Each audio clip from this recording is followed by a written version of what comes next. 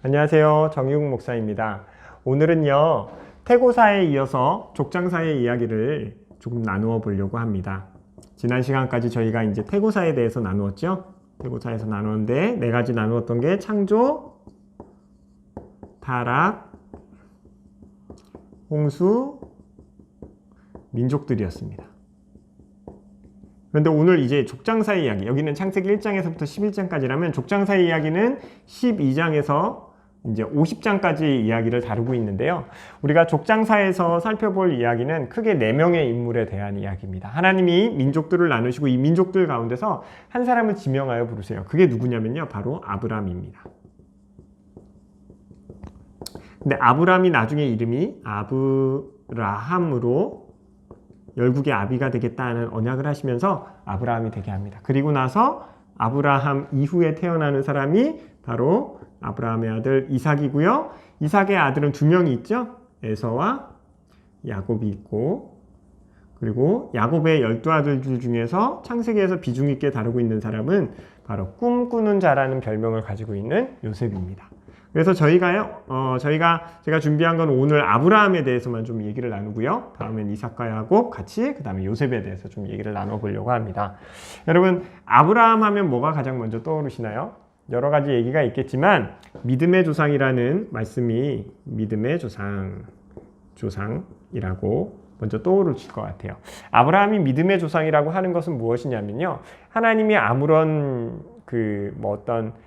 선물을 주시거나 어떤 그런 거 없이 그냥 하나님이 말씀으로 약속하시거든요.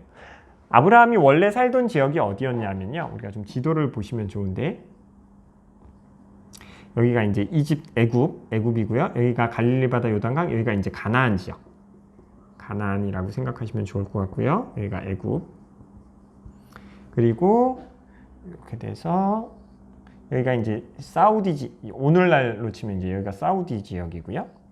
그리고 이렇게 돼서 여기 시나이 반도, 여기가 홍해 되겠습니다. 그리고 여기가 바로 우루입니다. 우루에서 유브라데스 강, 티그리스 강이 나오고요. 여기가 이제 하란이라는 곳인데, 이 지도를 보여드리는 이유는 뭐냐면요, 아브라함이 원래 살던 지역이 여기였어요.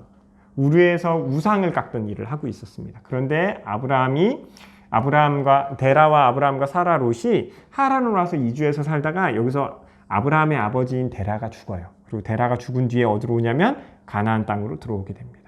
근데 하나님이 아브라함에게 약속하신 것은 뭐였냐면요, 내가 이제 너로 인하여, 너의 후손으로 인하여, 너의 아들을 통하여 천하 만민이 복이 되게 하고, 또 하늘의 별들을 보여주시면서 저렇게 많은 민족이 너로 인하여 나오게 되겠다라고 약속을 하십니다. 그래서 실제로 이삭뿐만 아니라 몸종 하갈을 통해 얻은 이스마엘도 아주 여러 민족을 나누고, 또 노년에 이제 아브라함이 죽기 전에 아내를 맞이하는 그두라도 그를 통해서 여러 민족이 나오게 되는 것을 우리는 좀 성경을 통해서 확인할 수 있는데요. 아브라함의 이야기에서 우리가 다뤄야 될 내용들이 너무 많을 것 같아요. 그런데 우리가 오늘 나눌 내용은요, 창세기 15장과 창세기 16장과 창세기 17장의 이야기를 좀 중심으로 나누어서요, 아브라함이 아브라함 되게 하시는 하나님, 그리고 또 하나님이 어떤 방식으로 아브라함을 믿음의 조상으로 만들어 가시는지, 그 근간이 무엇인지를요, 우리가 좀 15, 16, 17장의 말씀을 통해서 좀 살펴보려고 합니다. 15장에서 나오는 중요한 핵심 메시지, 중요한 내용은 뭐냐면요, 아브라함과 하나님이 언약을 맺으시는 장면이 기록되어 있다는 거예요. 하나님이 아브라함에게 아까 말씀드린 것처럼 이제 너로 인하여 천하 만민이 복을 받게 하시겠다. 그래서 그 약속을 주시는데, 아브라함이 하나님께 뭐라고 얘기하냐면, 하나님 그걸 뭘로 믿습니까?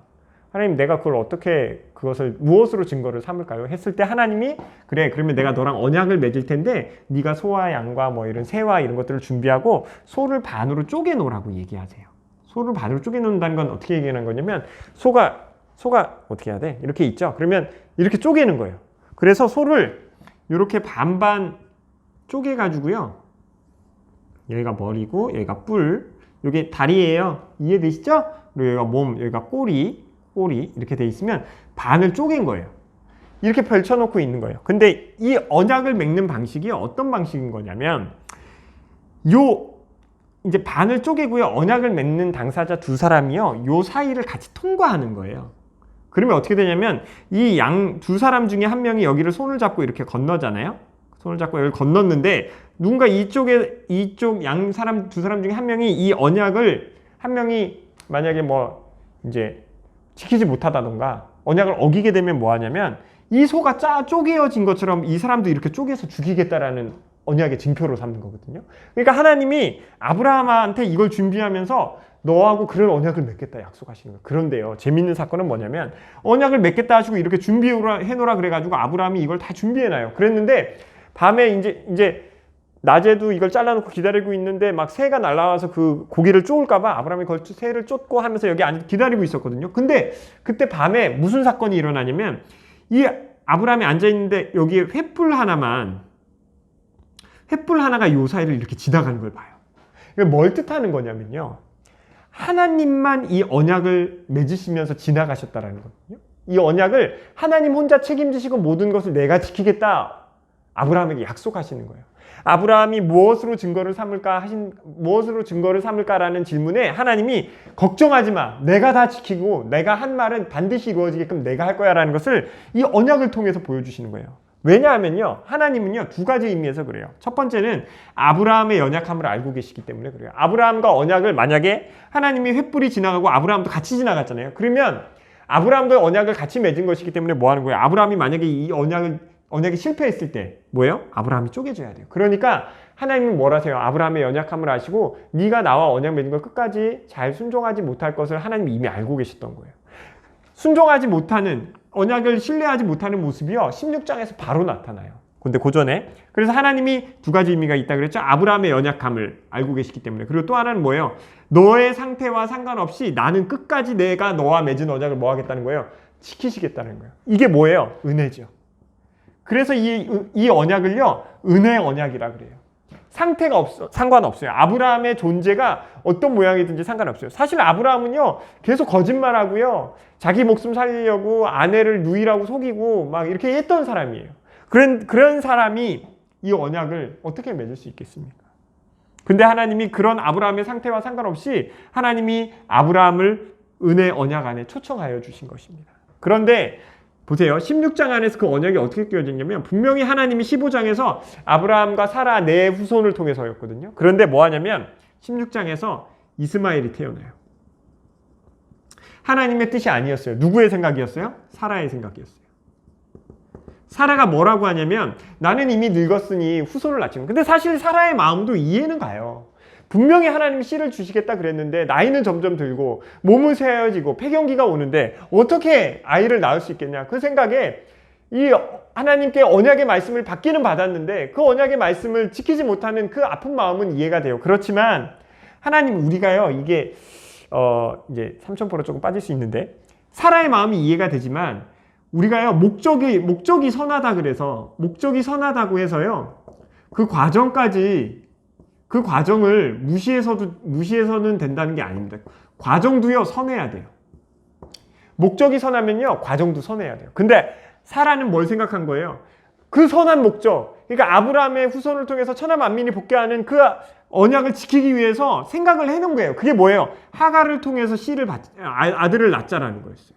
그래서 태어난 게 이스마엘이에요. 근데 이렇게 해서 태어난 이스마엘의 후손이 어떻습니까? 나중에 아브라함의 후손들, 야곱의 후손들과요 끝까지 싸우는 민족이 됩니다. 그래서요 하나님의 뜻 가운데 있으면 이삭인데 자기의 생각 가운데로 가면 이스마엘이라고 하는 얘기가 나온 것이에요. 어찌되었건 그러니까 16장에서는 뭐가 된 거냐면 15장에서 언약 맺은 사건이 뭐 한 거예요? 실패하는 장면을 그리고 있는 거예요. 그리고 나서 17장에서 무슨 내용이 나옵니까? 하나님이 다시 언약을 맺으세요. 그러면서 이 언약을 맺으면서 아브라함에게 행위로 요구하신 게 있는데 그게 바로 할례입니다. 보세요. 이 할례라는 말은요 쪼갠다라는 의미가 있어요. 그럼 쪼갠다 하면 뭐가 떠올라요? 어디 있어요? 요게 떠올라야 되는 거예요. 요거. 할례는 무엇입니까? 남성의 성기 표피 끝에를 자르는 것이죠. 원래는요 아브라함이 여기에 같이 지나가면 이렇게 쪼개어졌어야 돼요. 그런데 하나님이 혼자 지나가시고 이스마엘이 태어났음에도 불구하고 17장에서 다시 할례 언약을 맺으면서 끝까지 하나님이 그 약속을 언약을 지켜가시는 모습을 보여주시는 것입니다. 그런데요 이 할례에 대한 이야기를 할 때 우리 청년이 이런 질문을 했었어요. 목사님 왜 해필이면 남성의 성기 표피 끝이에요? 왜 거기다 했어요? 아무도 안 보이는 곳이죠. 여러분, 만약에 이게 이제 무슨 의미가 있냐면, 제가 뭐라고 얘기하냐면, 여러분, 할례 받은 거예요. 한번 자랑한다고 생각해 보세요. 나 할례 받았다 하고 이렇게 자랑하면 어떻게 되죠? 철컹철컹. 요즘 같은 시대는 뭐 큰일 나죠. 바로 경찰 출동하고 이렇게 빨간 은팔찌 철컹철컹해서 경찰서에 가게 됩니다. 그러니까 하나님이 할례를 보이지 않는 곳에다 이렇게 하는 이유는 뭐냐면, 너희들이 나에게 택함 받은 것 너희들이 자랑할 게 아니라는 것입니다. 너희는 원래 지극히 작은 자 중에 하나였고, 아브라함 너는 원래 우상 깎던 사람입니다. 이게 나중에 모세 시대에 가면요, 모세에게도 하나님이 이 얘기 동일하게 하세요. 너희는 모든 민족 중에 지극히 작은 민족이었다. 너희는 430년 애굽에 살면서 그 땅에 같이 끼어서 살면서 노예로 살고 있었던 존재였다. 그러니까 모든 열국 중에서도 노예 민족이었던 너희 히브리 민족을 아버지 하나님이 건지셔서 너희로 크고 창대하게 하시겠다라고 약속하신 것이 하나님의 은혜와 하나님의 모든 긍휼하심에서부터 시작되었던 것입니다. 그런데 그것을 자랑할 것이 있을까요? 아니죠. 더 겸손해야죠.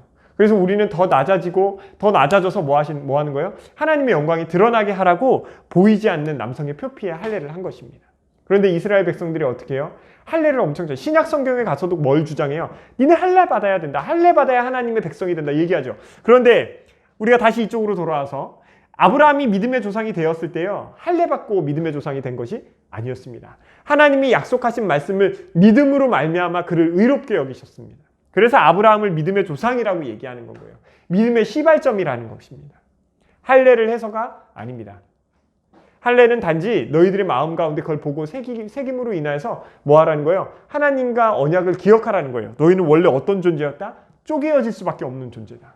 하나님과 언약을 맺을 수 없는 존재다. 그럼에도 불구하고 하나님이 너희를 긍휼히 여기셨다.